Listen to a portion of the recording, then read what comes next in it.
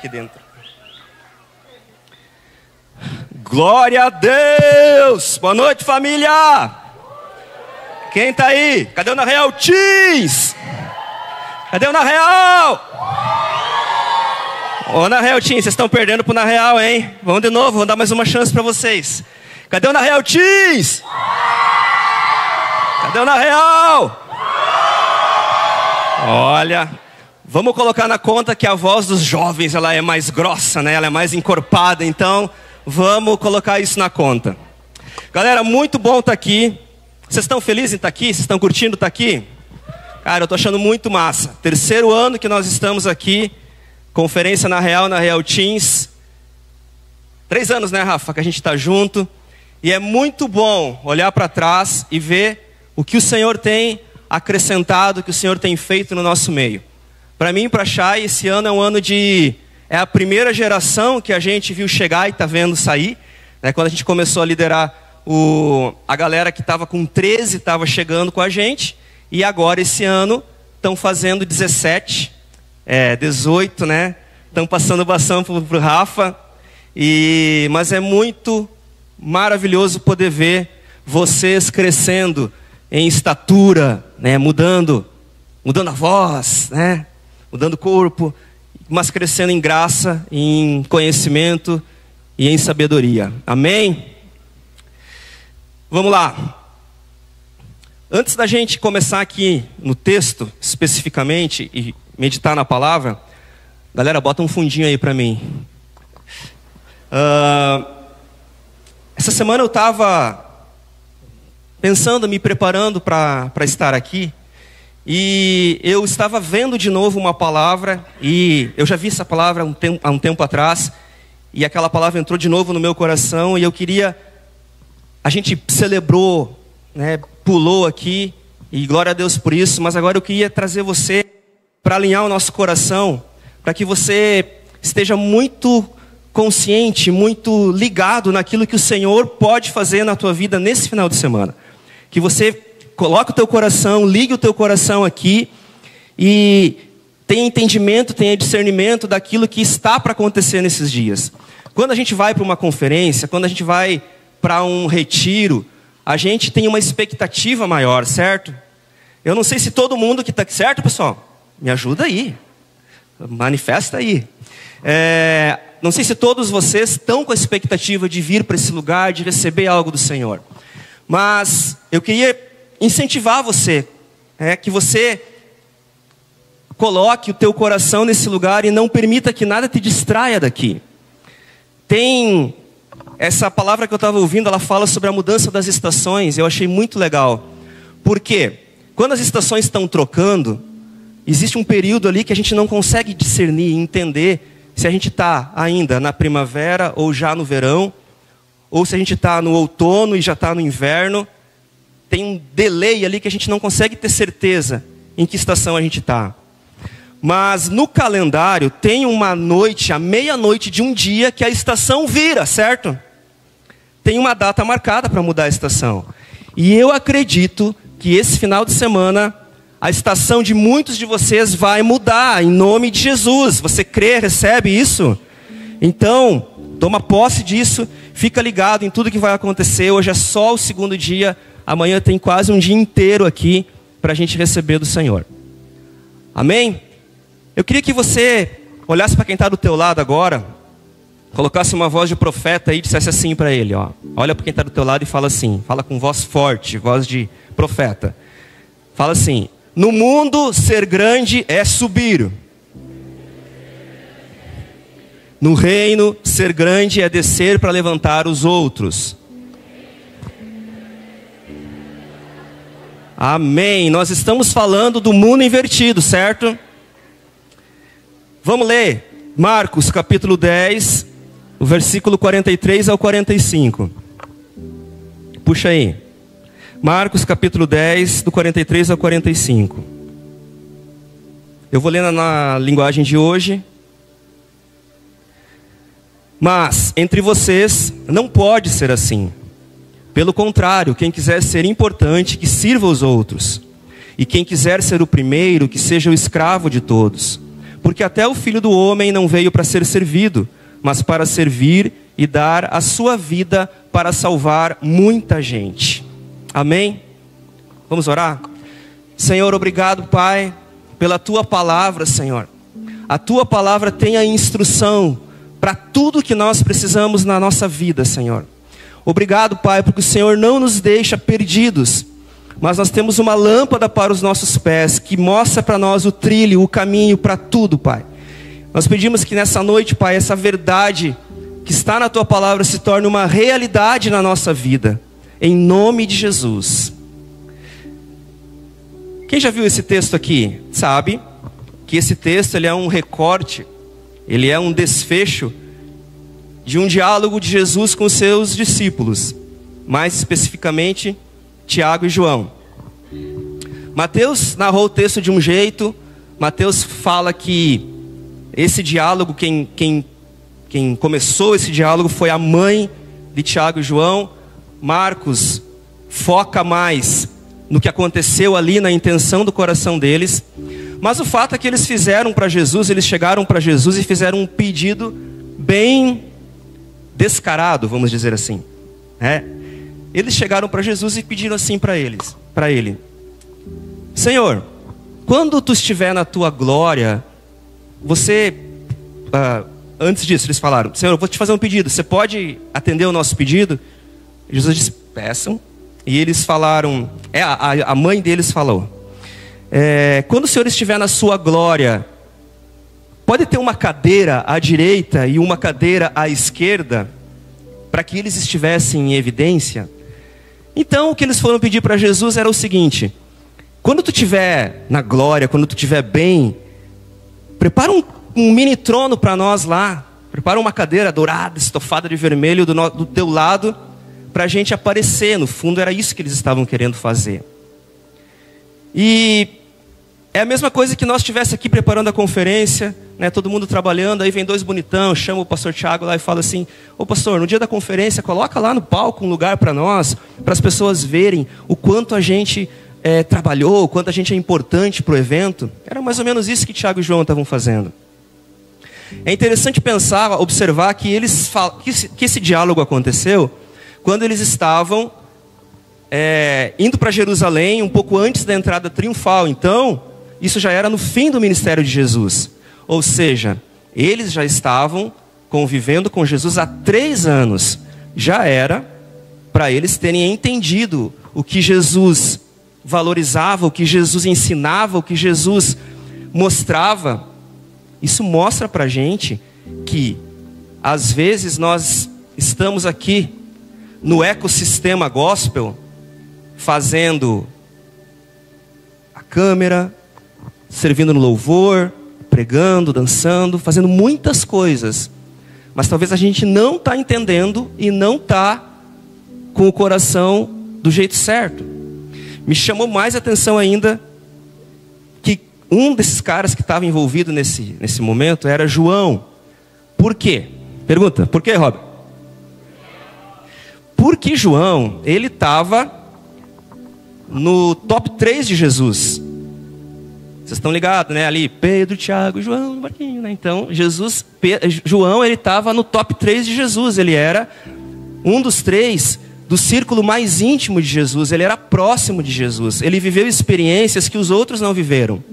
Era de se esperar que João tivesse mais maduro, né? Era de se esperar que ele não caísse nessa de desejar a visibilidade, desejar aparecer ao invés de se colocar com o coração no lugar certo. E é sobre isso que nós vamos falar um pouquinho, e depois nós vamos olhar para o nosso modelo de coração certo. Eu quero falar com você um pouquinho sobre intenção, sobre motivação, e pensar que talvez a gente está fazendo algumas coisas. Por que nós fazemos o que fazemos aqui? É uma pergunta para a gente pensar. Talvez nós estamos fazendo muitas coisas, talvez fazendo a coisa certa, mas do jeito certo, do jeito errado, ou com o coração não totalmente no lugar certo. Vou passar com você em alguns tópicos de motivações erradas que muitas vezes nós estamos servindo. Primeiro delas, servir para ter poder e posição. o exemplo que nós acabamos de ver. O foco deles não era o serviço, o foco deles era o status, era aparecer, era ter poder. Pessoas que servem com essa motivação, elas servem pelo desejo de poder. É como se servir fosse um meio para que elas escalassem um ciclo de meritocracia gospel, e elas vão crescendo na carreira eclesiástica até chegar no topo da pirâmide e poder mandar nas outras pessoas. Mas, vamos falar de novo, no reino ser grande é subir, no mundo ser grande é subir, no reino ser grande é descer para levantar os outros.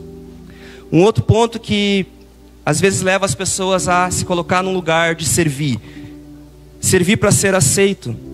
São pessoas que elas têm tantas feridas de rejeição nelas, e elas dizem sim para tudo que tem. Tem uma demanda aqui, elas dizem sim.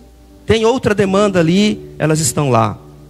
O líder do ministério YXYZ chama, ela está sempre disposta. Mas na verdade, ela está tentando suprir uma carência de ser validada, de ser aceita, de ser benquista pelas pessoas. E isso vira um embolo, porque além de ela lidar com a dor da rejeição, ela ainda entra num looping de cansaço, porque ela vai fazendo, para se sentir acolhida, para se sentir pertencente. Quando eu sirvo para ser aceito pelos homens, eu esqueço que já fui aceito por Deus. Terceiro, servir para aparecer. Pessoas que buscam reconhecimento humano, elas fazem para ser vistas, filmadas, repostar depois na sua rede social e ter likes nos seus stories.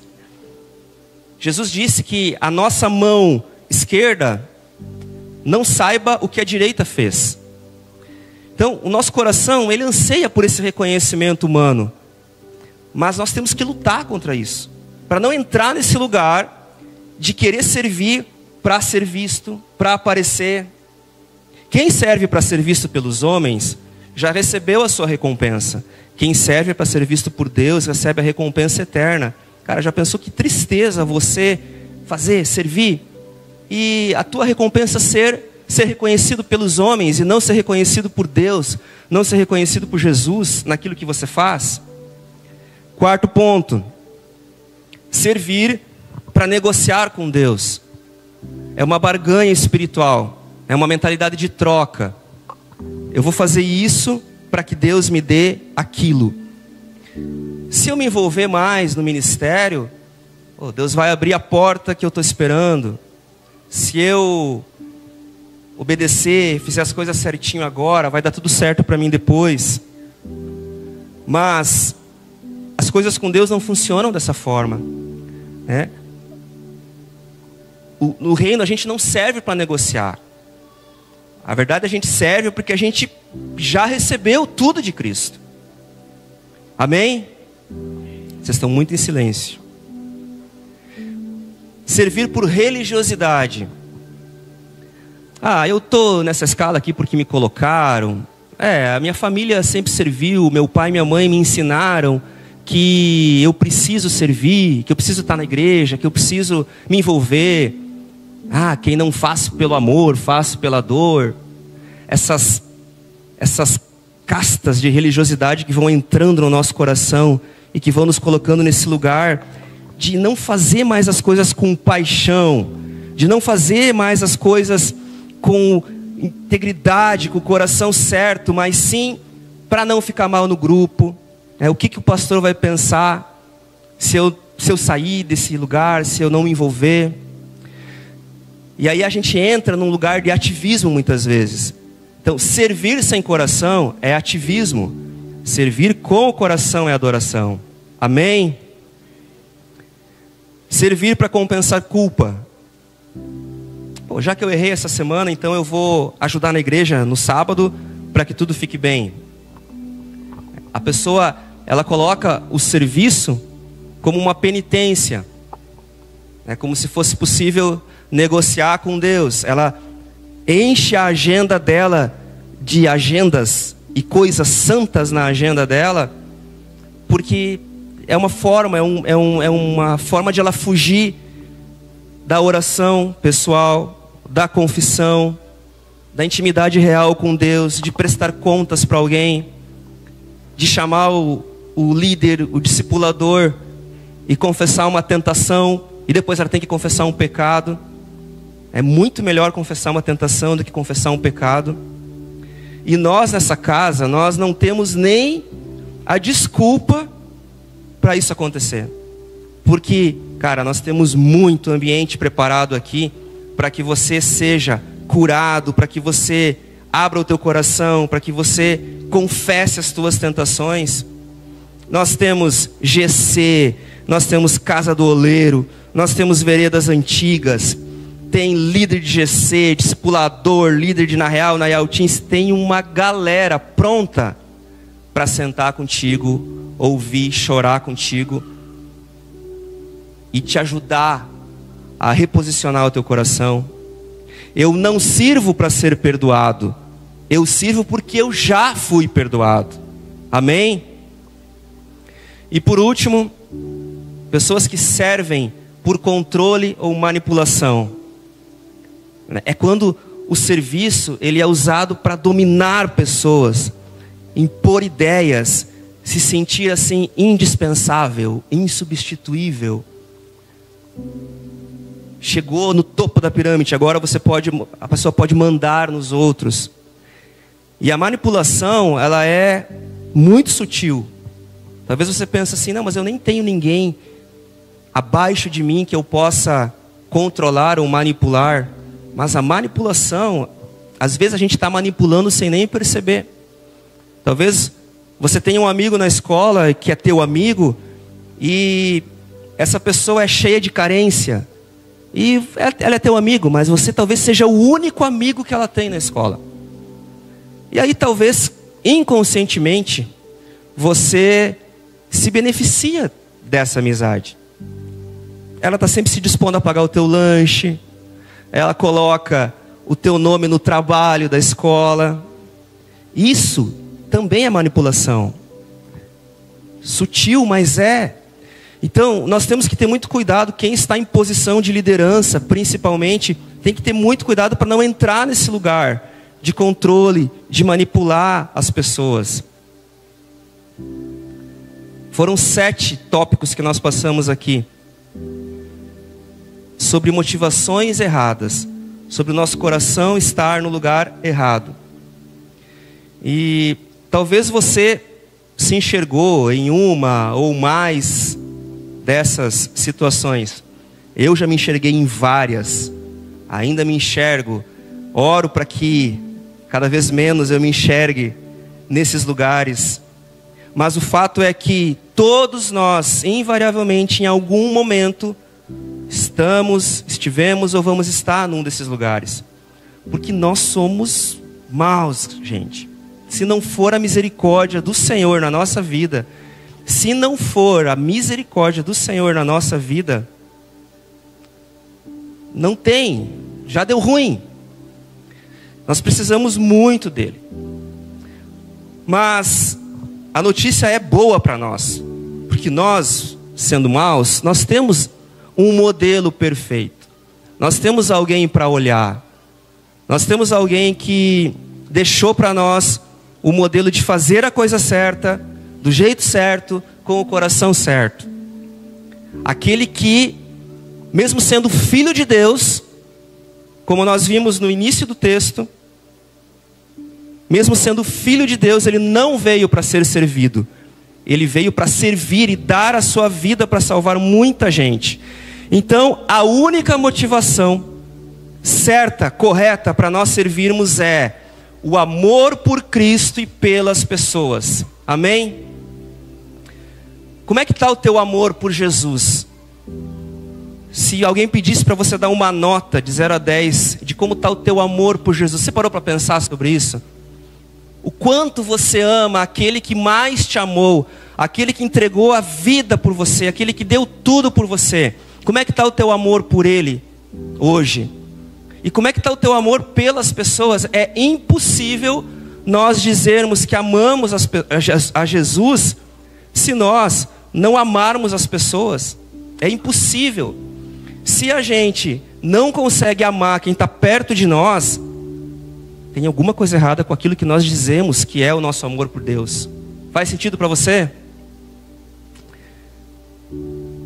Esse amor por Jesus, ele tem que transbordar e tem que afetar os lugares aonde você está, os lugares onde você tem influência, as pessoas que você está convivendo.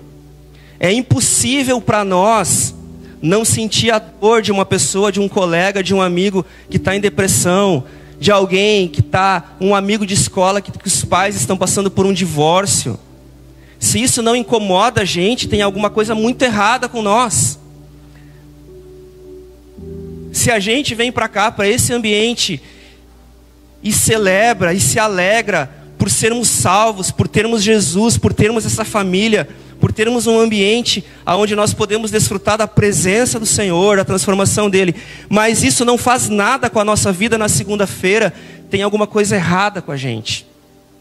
Mas o modelo certo é Jesus, e Ele está aqui nessa noite, e eu sei que Ele vai reposicionar a cada um de nós para olharmos para Ele e fazermos a coisa certa. Tem pessoas que, para começar a servir, elas dizem assim: ah, mas eu não sei, Deus não falou comigo, eu nunca recebi uma palavra. Vou falar para vocês que eu tinha uma crise com essa história da palavra. Porque eu, sendo bem sincero com vocês, eu nunca recebi uma profecia. Ah, você vai fazer isso, vai, não sei o que, não sei o que, não sei o que lá. Não recebi. Ninguém me disse que eu ia liderar adolescente, eu não recebi uma profecia. E em alguns tempos da minha vida isso foi uma crise para mim. Porque eu ficava nessa, será que é, será que não é?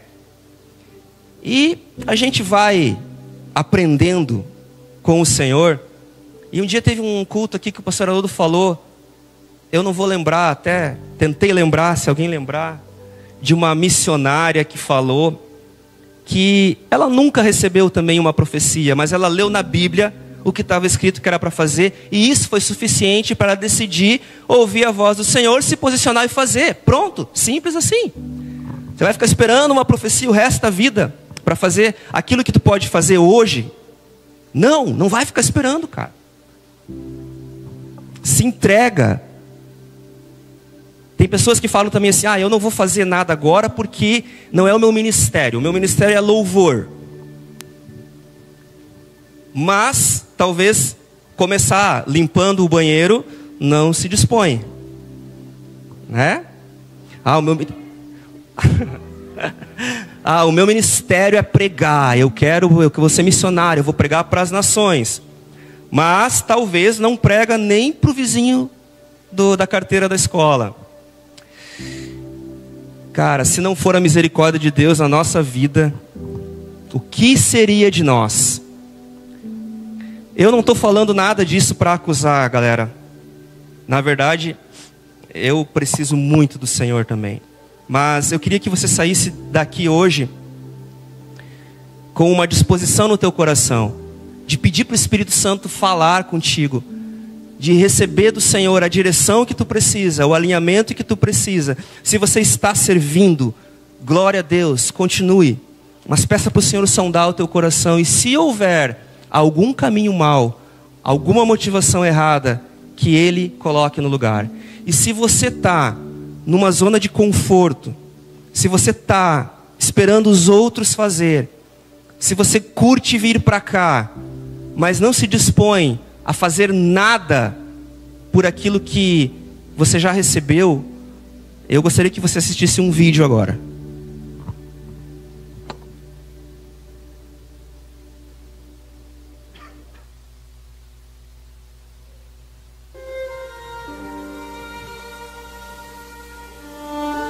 Por que você trabalha para Deus? Já se perguntou o que poderia estar fazendo agora, ao invés de gastar tempo com a igreja? Ou sua pergunta tem sido o contrário: o que eu tenho feito que toma o tempo de Deus? Tempo, palavra cheia de significados, que se conjuga em uma ação: aproveitamento. Foi isso que ela fez, em pouco mais de 4 anos. E aos domingos é a rádio e eu começo com a meditação. Tem o tempinho das crianças, onde eu conto historinhas infantis. Depois vem os brindes e assim é o programa de todos os domingos. Segunda-feira de manhã eu estudo e à tarde a gente faz bastante trabalho missionário.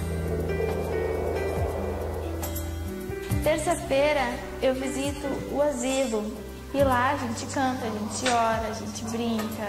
Tem algumas pessoas até que são sozinhas, assim, sabe, que se abrem bastante com a gente. Quarta-feira a gente se reúne na minha casa para fazer a cooperativa. A gente faz telha, decupagem, a gente faz biscuit, vidros, a gente faz porta-retrato de EVA, a gente faz linha de geladeira, várias coisas de artesanato, porque as famílias que trabalham na cooperativa são famílias bem carentes. Sexta-feira eu montei um grupo de oração intercessória. Então cada criança pega esse pedido de oração que vem de várias igrejas e ora por esse nome que pegou no papelzinho. Essa oração intercessória é bem interessante porque muitos pedidos já foram respondidos através das nossas orações, né? Porque a oração tem poder. Aos sábados, eu me acordo um pouquinho mais cedo e convido algumas crianças para irem à igreja. Essa é minha semana, né? No sábado da mesma semana, eu me batizei e na outra quinta eu montei meu pequeno grupo. A primeira pessoa que eu fui foi no Robert. Disse assim, Robert, tu vai ser muito importante para o pequeno grupo, Robert. Um fazia chamada, outro era diácono, outro era recepcionista, outro era diaconisa, outro entregava a folhinha do tema. Só que cada um que tinha seu cargo tinha que levar 2 amiguinhos. Então o número de crianças foi aumentando. De 10 foi para 20, 25 e hoje se encontram as 45 crianças. O interessante é que através do meu pequeno grupo deu para fazer todos esses trabalhos missionários. Eu sou uma criança normal porque eu estudo, eu brinco quando dá tempo, curto os meus pais, curto as minhas irmãs. Jesus nos dá 24 horas. Se tirarmos 1 hora para fazer um trabalho missionário, entregar um folheto, entregar um curso bíblico, porque Jesus está voltando, Ele está mostrando sinais, profecias, isso tudo já está se cumprindo. Se não fazermos a nossa parte agora, se quiser fazer amanhã, talvez não dê tempo.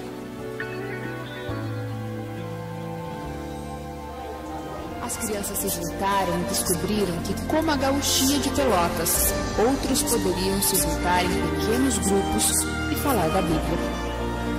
Fazer o trabalho de Deus é resultado de uma vida consagrada, e essa vida só aparece quando o próprio eu morre. E foi a morte que separou Andressa desta rotina. O acidente, em março deste ano, matou a jovem com 14 anos e mais 3 mulheres da sua família. E mesmo na morte, continuou pregando.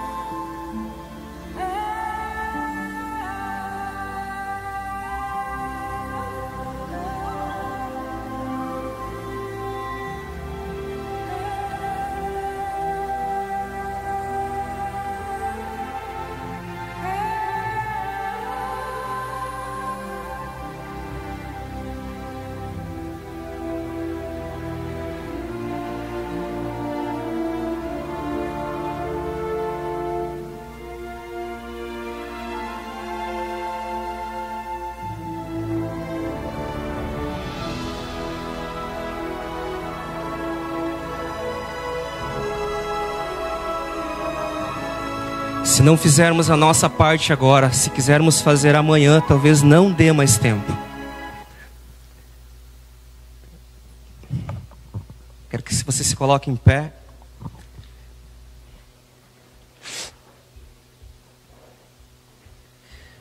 e que essa mensagem continue ecoando no teu coração. Quando eu vi esse vídeo a primeira vez, eu pensei, cara, que desculpa a gente tem? Que desculpa nós podemos dar?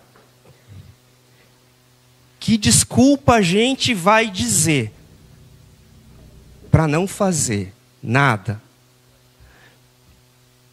A palavra fala que um dia as nossas obras serão provadas pelo fogo. E pode ser que desse momento sobre ouro ou sobre palha. A gente precisa levar isso com a seriedade que isso a seriedade que isso tem. E, cara, tem muita coisa para fazer. Tem muita coisa para fazer. Você pode se envolver em tanta coisa, em tanta obra, em tanto... Enfim, você é da casa, você conhece tudo que tem de frentes que você pode se envolver, que você pode dedicar teu tempo, que você pode dedicar tua energia. Então, não espera ter 50 anos. Essa é uma conferência de jovens e de adolescentes. Você tem o privilégio de ainda tem muito pela frente. Você pode gastar os teus dias. E a melhor fase da tua vida, a fase que você tem mais tempo, a fase que você... às vezes eu ouço adolescentes dizer, eu não posso fazer isso porque eu não tenho tempo. Eu juro, às vezes eu fico pensando, cara, espera ter filho, espera ter trabalho, espera ter tudo mais que vai ter, tendo as mesmas 24 horas. Então, galera, amém? Amém. Ainda bem que o Wesley vai pregar depois. E aí, talvez a palavra dele seja mais animadora. Amém. Mas essa palavra me confronta e eu espero que você saia daqui em crise também. Vamos tudo junto entrar numa crise? Amém? Vamos orar. Senhor, nós te louvamos, Pai, por esse tempo, por aquilo que o Senhor tem ministrado a nós até aqui.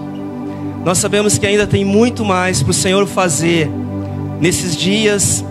Senhor, eu quero pedir, Pai, para que o meu coração e o coração dos meus irmãos a cada dia mais esteja alinhado com a Tua boa, agradável e perfeita vontade, Senhor.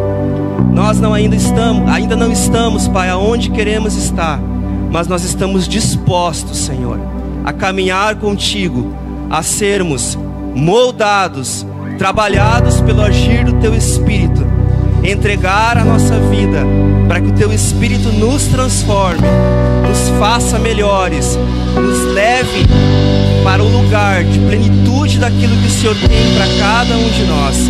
Senhor, tira-nos da nossa zona de conforto, tira-nos do nosso conformismo e leva-nos, Pai, para a Tua perfeita vontade. Em nome de